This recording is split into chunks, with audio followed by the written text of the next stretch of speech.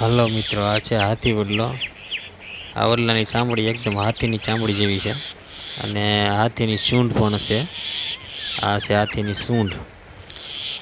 આ વડલો કંટાહેર નજીક લોઠેશ્વરની જગ્યામાં આવેલો છે. લોઠેશ્વર મહાદેવ કહેવાય. આ છે મારી ફેમિલી.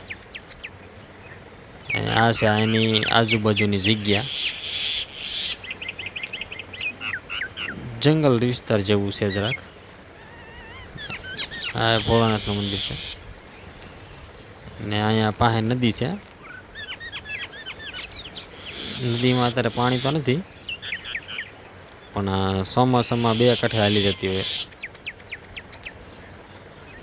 અત્યારે ઉનાળામાં તો શું હોય.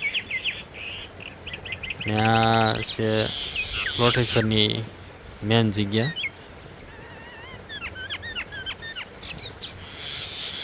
આ સામો છે એ સંત નિવાસ, એટલે કે સંતને રહેવાનું છે. અને આગળ જઈએ આપણે એટલે સંતનો ધૂણો છે, સાધુનો ધૂણો. આ ધૂણો 24 કલાક ચાલુ હોય.